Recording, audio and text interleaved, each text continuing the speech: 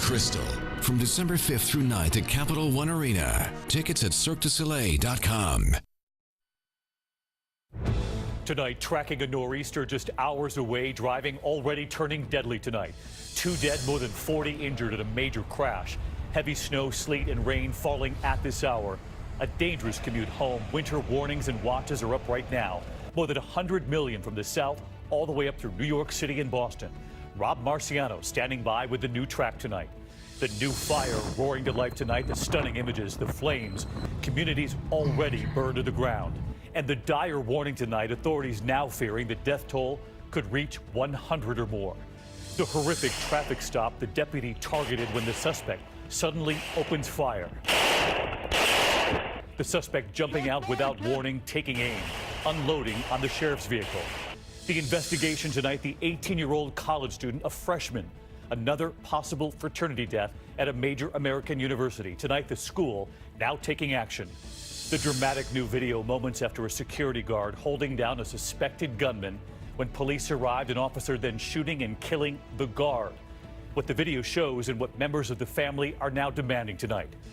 New developments, the woman partially sucked out of that plane, passengers trying to pull her in. Tonight, the words of the pilot who was struggling to fly that crippled passenger jet, and the American passenger who fell off of a cruise ship and did not survive. This is ABC World News Tonight with David Muir.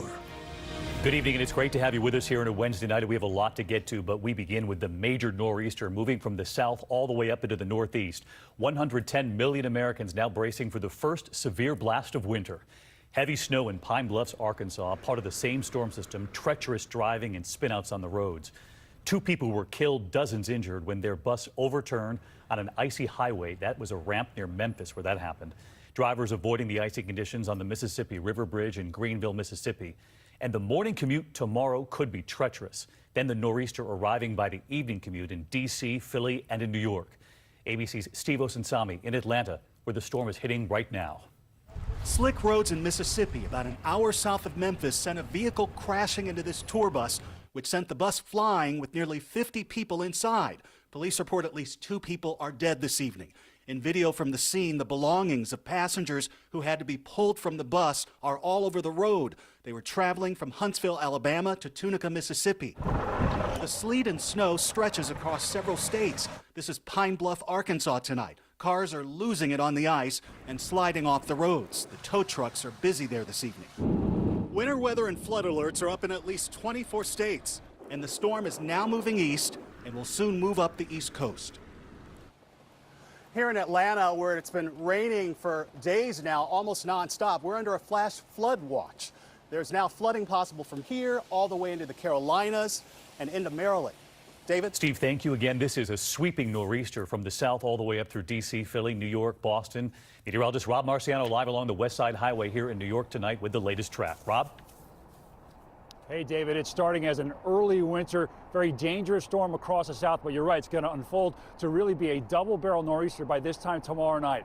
Let's go through the advisories. We have winter weather advisories from Mississippi, where that horrible crash was, through Missouri, up through Maine. Those flood watches in the warm sector. Breaking it down, sleet and snow tonight in Memphis through St. Louis. Heavy rain pushing through Georgia, the Carolinas. By the morning, Roanoke, Richmond, D.C., a dangerous wintry mix there. The coastal low then taking shape. And then Philadelphia, New York, evening rush is going to be slick with snow. There'll be a bit of a changeover to rain along I-95, but interior sections could see a half a foot of snow here in the middle of November. David? Rob Marciano with us again tonight. Thank you, Rob. And next this evening to the wildfires in California and the dramatic new images tonight after another fire roared back to life overnight. Firefighters battling this fire in San Bernardino County overnight. The flames, of course, fueled by the winds there. And look at this tonight. New drone video showing the devastation in the city of Paradise, California. Officials now fear what they could still discover there. And ABC's Will Carr from California tonight. Fueled by perfect fire conditions, these winds are really roaring. The Sierra fire scorching more than 100 acres in San Bernardino County. Flames exploding across California for the past week. Argio Benitez reporting from the destruction. So many people here in Southern California haven't been able to get back into their neighborhoods to see their homes. But when they do, this is what they might see. Home after home just leveled, an entire community wiped out.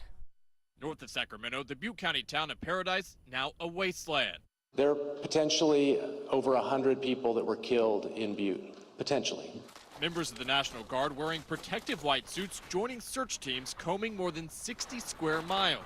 You can hear the National Guard sifting through the twisted steel on this burned down property. This is a targeted search. A family has called and said, you may potentially find my loved one on this property. Moments later, a deafening silence, the Guard discovering remains buried in the rubble. An anthropologist brought in, those bones animal, not human. What is your message to the families with people still missing? To let us know if they do locate their loved one. One town over, a reunion. How long did you stand in line to get your mail? Good hour. Paradise residents snaking around the block in front of the Chico post office. For many, the mail, their only possession. It means so much because I honestly came out of it with the clothes on my back. We continue to think about all those families. Will Carr joins us live from the campfire in Paradise, California. And Will, I know officials there are worried the death toll will rise possibly to more than 100? That's right, David, with the potential for the death toll to double. Residents won't be allowed back in here to Paradise to see this destruction until the search for the missing is over. Even then, it may take years for this community to rebuild. It may not ever be the same. David. Will Carr tonight. Will, thanks. Next this evening, to a developing headline at this hour, reports the attorney who represented Stormy Daniels taking on the president, Michael Avenatti, has been arrested. Let's get right to our Chief Justice correspondent, Pierre Thomas, with the breaking developments. Pierre, what have you learned? That's right, David. We're learning that the LAPD made the arrest and that the incident took place yesterday. He was arrested on domestic violence charges, and the report was taken yesterday. He has not been booked, David. Pierre Thomas with the breaking developments involving Michael Avenatti tonight. Pierre, thank you. We turn next to the terrifying moments when a deputy comes under fire when the suspect he pulled over jumped out of his car in front of the deputy and began shooting right into the windshield of the patrol car. Here's ABC's Victor Oquendo tonight. Watch what starts as a routine traffic stop in Arkansas. Shots fired! Shots fired! Jesus! Quickly turn into a shootout in broad daylight. Shots fired, County. This newly released dash cam showing the driver Sunday unload round after round. That silver car pulling up, quickly reversing, getting out of harm's way. Sheriff in a gunfight out here with somebody, he needs backup. The driver then gets out and starts approaching the police vehicle. From another camera, we see the gunfight play out. That's Corporal Brett Thompson behind his SUV, while the shooter, identified by police as 29-year-old Luis Cobos Zenobio, takes aim and fires from the hood before getting back in his car and taking off. County, I need units now! Briefly stopping down the road to let a passenger out. I got a white female just got out. That woman, his girlfriend, later approaching the corporal with arms raised. Why'd he pull a gun on me? Corporal Thompson was unharmed, but his vehicle and windshield riddled with bullets. The suspect eventually surrendering, appearing in court Wednesday, now facing several charges, including attempted capital murder. The suspect is now being detained by ICE. The sheriff's office says that he might be in this country illegally. David? Victor Oquendo with us tonight. Thank you, Victor. And there are new images tonight from the moments after a security guard who was holding down an alleged gunman until police could arrive, and that guard was shot and killed by an officer. Here's ABC's Whit Johnson. And it killed folks who's helping us. Tonight, dramatic new video showing the moments after an Illinois security guard was gunned down by police. He had to do that, bro. He had 10 seconds to think before he shot that John. A gathering crowd shouting at officers as they give Jamel Roberson CPR before he died from multiple gunshot wounds. Roberson, a bouncer at a bar, was pinning down a shooting suspect when he was shot by a white officer arriving on the scene. A preliminary report by state police says he was wearing no markings identifying him as a security guard and that an officer gave him multiple verbal commands to drop the gun. But this man says he and others tried warning police. We all yelled, he's a security, and without giving any thought, they shot him. The vet said security as well. David, a family attorney wants that officer fired and plans to file a civil rights lawsuit. Tonight, the Midlothian Police Department is calling this a tragic case of blue-on-blue friendly fire. David? Whit Johnson with thank you. And from Athens, Ohio tonight, the new investigation at this hour into the death of a freshman at Ohio University. He was found unresponsive at an apartment linked to his fraternity. Here's ABC's Paula Ferris tonight. Authorities tonight are investigating a mysterious death at Ohio University after Colin Wyant, an 18-year-old freshman, was found unresponsive in this off-campus apartment on Monday. The university confirming that residence was an unofficial annex of the fraternity Sigma Pi, where Wyant recently pledged. In response, the university ordered the fraternity to cease and desist all activities and turn over all records after receiving information that the fraternity has engaged in conduct that puts the health and safety of your members at risk. Athens police tells ABC News they don't suspect foul play at this point. The National Sigma Pi fraternity says they're advising members to cooperate fully with the investigation. And David, while an investigation into Wyant's death is underway, his family is preparing for his funeral in Columbus, Ohio, where he'll be laid to rest this weekend. David. Paula, thank you. Next this evening, President Trump striking a bipartisan tone today, throwing his support behind legislation on prison sentence reform that's backed by members of both parties. There was also a breaking development tonight after First Lady Melania Trump publicly said that a top deputy does not deserve to work in the White House. That deputy is now out tonight. ABC's Cecilia Vega from the White House. At the White House today, President Trump backed a bipartisan plan to reform the nation's prison and sentencing laws. Did I hear the word bipartisan? There you go. Did I hear that word? Huh? That's a nice word. That's a far cry from his fear-mongering message on the campaign trail, insisting Democrats were behind that caravan of migrants heading north.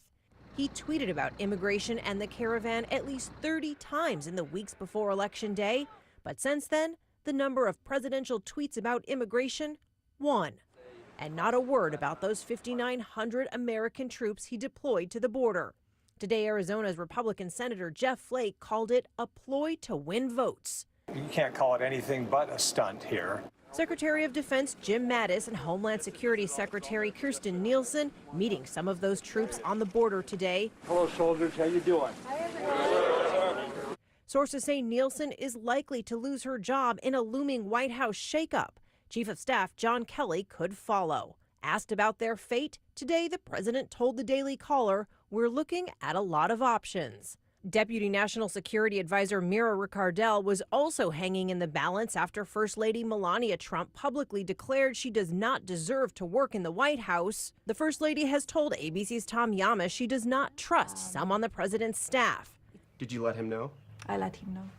And what did he do? Well, some people, they don't work there anymore. But late tonight, the White House announcing Ricardel is off the job. She'll be taking on a different role in the administration. All right, so let's get to Cecilia Vega with us live tonight from the White House. And Cecilia, as you just reported, that National Security Advisor now out. Your source is telling you tonight she's been reassigned?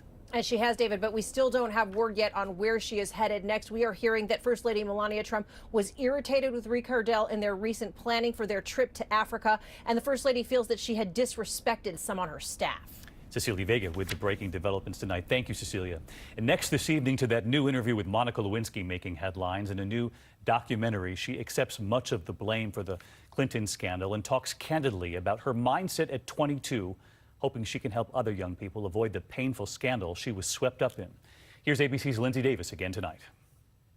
She is now 45 and making headlines again tonight. Monica Lewinsky hoping to help other young women by sharing how she felt at 22 and how she says she was swept up into something she couldn't handle. He had this ability to hold everybody who was there. Not just young women, not just older women, but young men, older men, gay, straight, everybody is sort of starry-eyed in his presence. I kind of have to laugh at my younger self, but that was when my crush started. Lewinsky recalls how she felt when a president paid attention to a White House intern. He, paid a lot of attention to me. He spent time sort of standing there and held my hand longer than he should have and gave what others have described as the full Bill Clinton. In that new A&E docuseries, she explains what she was thinking, what led to what she calls her own poor decisions. She believes he was wrong, too. The moment we were actually in the back office for the first time,